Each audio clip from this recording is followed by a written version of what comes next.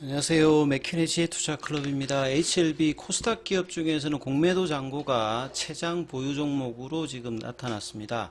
무려 5년 6개월 이상 메릴린치에서 이제 보유 사실이 나와 있는데요. 자, 오늘 공매도 거래량은 219주입니다. 이 부분 한번 살펴보겠습니다. 먼저 차트를 한번 살펴보면요.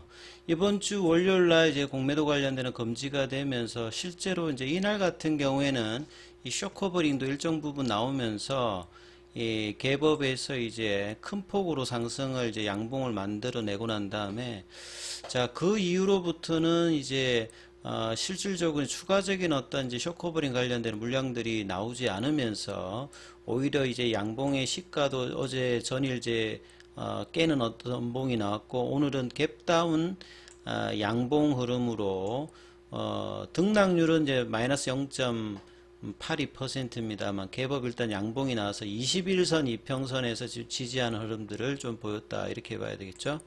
자, 분봉으로 좀 살펴보시게 되면 아침에 갭다운을 해서 아침에 이제 3분봉에서 양봉을 좀 만들었습니다만 장중에 이 3만원권은 이제 지지를 하면서 이 중요 라인인 31,000원대하고 32,000원대 위로는 못 올라갔고 그래서 34,000원권에서 일단 마쳤고요. 시간에서는 34,000원으로 장중 흐름하고 뭐 큰 차이가 없이 일단은 끝났습니다.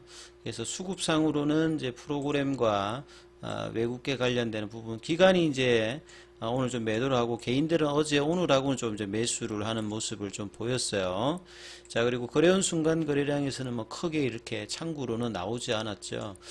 그래서 이제 추가적인 어떤 거센 쇼커버링 관련되는 기대가 화요일부터는 좀 꺾이면서 이 볼린저 밴드 상단도 좀 태깅이 되지 못하고 5일선에도 지지를 역시 또 이번에도 못하면서 금요일과 월요일에 이제 갭 관련되는 부분 이 부분만 좀 메꾸는 이런 흐름에서 거래량도 크지는 않았습니다. 이런 어떤 흐름으로 나왔는데요. 자, 공매도 관련되는 어떤 기사들 링크가 좀 있어서 한번 살펴봐 드리면 이번 주에 한번 소개를 한번 해드렸습니다만 좀 더 자세하게 좀 나와 있어요. 자, 공매도 금지 한 달 전 어제 사실 이제 거래소가 이 공매도 금지인데 공매도가 왜 늘어나느냐 이런 요청이 있어서 전격적인 어떤 통계 자료도 좀 공개를 하면서 ETF 관련되는 유동성 공급자의 어떤 물량들이 증가했다 이런 부분들을 발표를 했는데요. 자, 여기서는 좀 더 다루고 있어요. 그 특정 종목의 공매도 잔고가 5년 4개월이다. 근데 이제 HLB 같은 경우는 5년 6개월이 넘습니다. 그래서 공매도 잔고 최장 보유 기간이 5년 이상. 이게 의미하는 바는 뭐냐면요.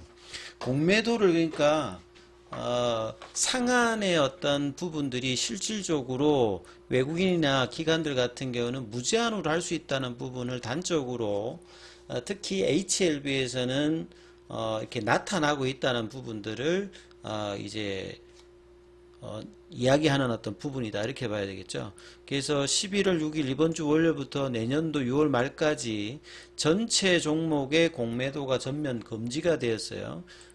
대상에는 이제 뭐 유가증권, 코스닥, 코넥스, 그 다음에 ETF, BW 뭐 이런 부분들이 다 포함이 되어 있습니다. 그래서 이제 일반 개인들 같은 경우에는 공매도 때문에 이제 주가가 못 올라갔던 부분들을 오히려 공매도 잔고가 많기 때문에 쇼커버링이 나오면서 이번 주 월요일 같이 굉장히 어떤 이제 상승 기대감을 좀 했습니다만 오히려 화요일부터는 올렸던 부분들을 다시 이제 되돌리는 어떤 흐름들이 계속 나타났죠.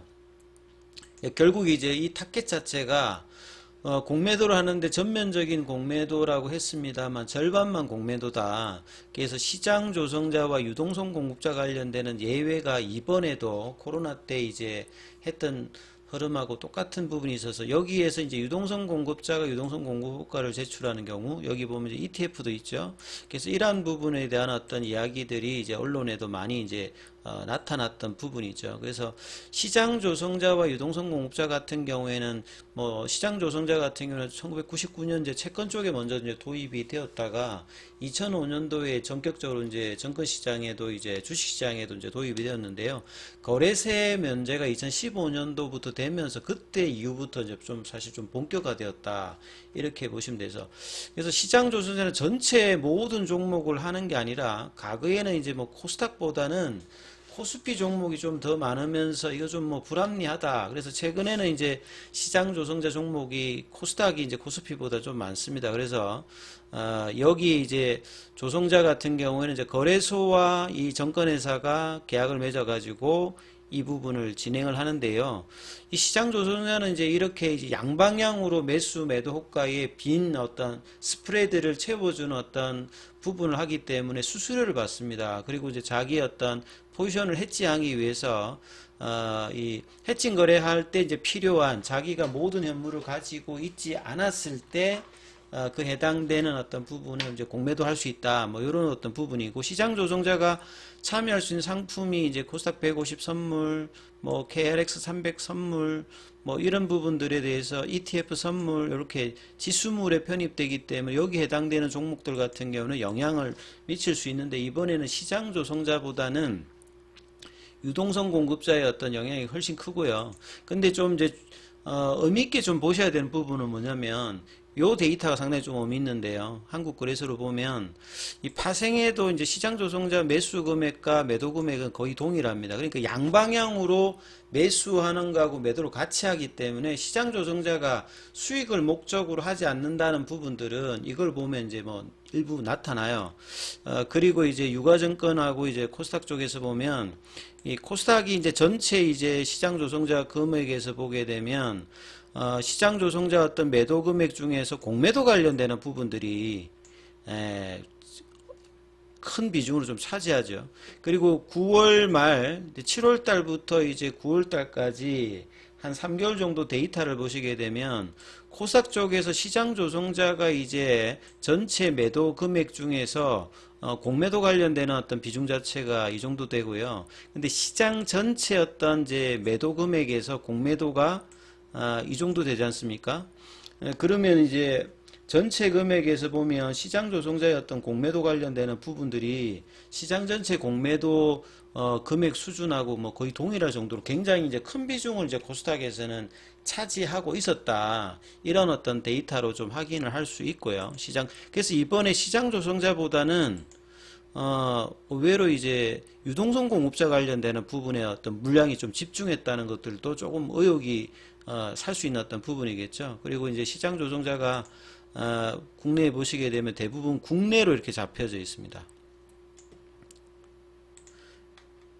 그리고 이제 유동성 공급자 관련되는 부분이 이제 실질적으로 이제 공매도 관련되는 물량이 이제 대부분을 차지하는데, 자, 이 유동성 공급자는 증권회사와 그 상장회사가 맺는 거예요. 예. 보통 이제 시장 조성자는 거래소와 증권회사가 맺어가지고 하는 게 이제 시장 조성자인데, 유동성 공급자는 증권회사와 상장기업. 근데 이제 이번에 이제 ETF니까 ETF를 운영하는 데는 이제 자산운용사잖아요. 그러니까 자산운용사가 ETF를 운영할 때는 한 개 이상의 어떤 유동성 공급자는 대부분 증권회사니까 거기야 계약을 맺어서 시장 조성자하고 하는 거는 똑같은데 이제 수수료를 받습니다. 근데 여기도 이제 뭐 크게 수익은 없어도 양방향으로 이제 시장 조성자와 같이 이제 해칭 거래를 하기 위해서 공매도 관련되는 물량이 나온다. 이렇게 봐야 되는데 여기도 보면 유동성 공급자가 보편적으로 증권회사가 이제 포함되죠. 근데 이제 공매도 잔고 대량 보유자 한 달 전 상황, 그러니까 금지가 되기 전에 10월 달에 보시게 되면 이때 이제 국내 공매도 대량 보유자가 외국계 투자사가 이제 대부분 차지하고 있습니다.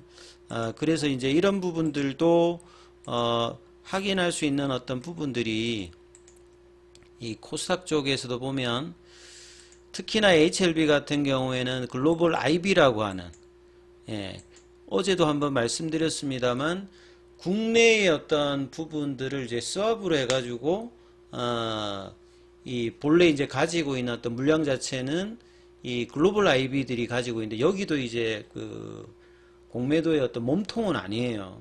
여기도 어차피 이제 뭐 프라임 이제 브로커리지 서비스를 하기 때문에 영국 소재의 골드만삭스 인터내셔널, 모건 스탠리, 뭐 인터내셔널 PLC, 메릴린치 인터내셔널, JP 모건 여기 보면 다 이제 HLB가 전체 이제 공매도 잔고를 가지고 있는 것 중에서 코스닥 쪽에서는 다 해당이 되고 있어요.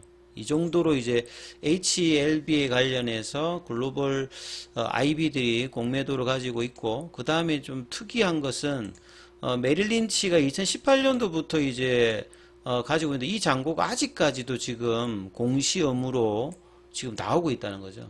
그러니까 무제한 이제 글로벌 IB들, 특히 이제 외국인의 기관들 같은 경우에는 상한기일이 없이 계속 이제 무제한 가질 수 있다는 걸 실질적으로 메릴린치의 어떤 보유 잔고를 보게 되면 뭐 이 부분들이 실제로 이제 개인과 차별화되어 있는 어떤 상한기일의 어떤 만기 없이 되고 있음을 보이죠. 그래서 HLB 같은 경우에는 메릴린치 앞서 보여드렸던 여기가 5년 6개월 정도 이상 지금 가지고 있습니다. 이게 말도 안 되는 뭐 이런 일들이 실제로 벌어지고 있는 거죠. 그리고 유동성 공급자로서 공매도 대량 보유자로서 외국계 투자사가 양쪽에 다 이렇게 포함되어 있는 부분들.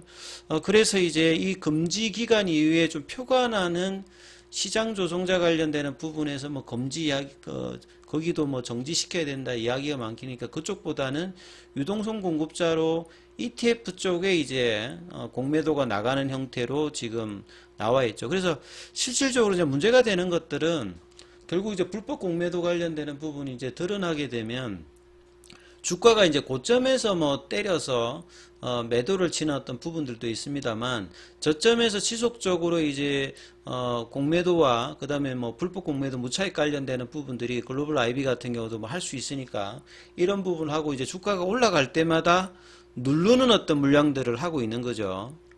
그래서 이제 주가가 이렇게 올라갈 때마다 보시게 되면 올해는 확실하게 이제 이런 부분이 나왔는데 5월달이라든지 7월달 호재가 있을 때마다 장중에 물량으로 밀어버리면 이 매수하려고 하는 사람의 신규 부분들은 그 매수 어지가 이제 줄어버리죠. 더 강력한 어떤 부분으로 들어오지 않는다라고 하면. 그러니까 이런 부분이 나오고 난 다음에 주가가 또 거래량이 줄어버리고 뭔가 갈만하면 줄어버리고 요런 어떤 누름으로 인위적인 어떤 시장 가격 형성에 이제 공정하지 못함이 나오는 부분들이 공매도라든지 불법 공매도가 엮여서 이제 나오는 부분이라고 봐야 되겠죠. 그래서 지금 전수조사를 하는 기간 동안에 여기에도 어떻게 영향이 있을지 그리고 제도 개선들이 확실하게 필요한 부분이라고 보여지고요. 자, 오늘 항서제약 같은 경우에는 0.02% 강보합세의 흐름을 보였고요. 그 다음에 이제 공매도 관련되는 부분들은 오늘 219주입니다. 자, 이 부분 이제 ETF 관련되는 부분에서 영향인데 ETF 쪽에서 뭐 개인들 매수가 지금은 이제 떨어지면서 나오고 있기 때문에 공매도 관련되는 부분에 유동성 공급자 관련되는 이 부분이 크게 많지가 않고요. 실질적으로 이제 잔고는 11월 이제 3일에 930만 대에서 829만 대로 한 100만 주 정도. 이게 이제 첫날에 이제 거의 뭐 다 나왔고 그때 이제 상승 흐름 이후에는 실질적인 숏 스퀴즈 관련되는 부분들이 이후에 좀 나오지 않았다라고 일단 보여져요. 그리고 이제 대차 거래 관련되는 부분들은 사실 이 정도로 상한 거래 상한 관련되는 부분이 나온다라고 하면 정상적으로는 숏 커버링이 나야 되는데 실질적으로 보면 현물 관련되는 부분에서 여기가 공매도만 하는 데가 아니라 실질적으로 현물도 가지고 있겠죠. 그러면 이제 현물로 이제 막 뭐 물량을 누른다든지 이러면서 이제 주가 관련되는 부분에도 영향을 좀 뭐 줄 수 있는 부분이고요. 자, 이런 상태에서 거래량이 일단은 붙여 들어와야 되는데 거래량이 안 들어오면서 일단 20일 이평선까지 떨어졌는데 자, 갭을 메꾸고 이제 다음 주에 다시 상방적으로 가기 위해서 31,000원대, 32,000원대의 흐름들을 회복할지 여부가 중요하니까 이 부분 참조하시면서 흐름 판단해 보셔야 되겠습니다. 여기까지 하겠습니다.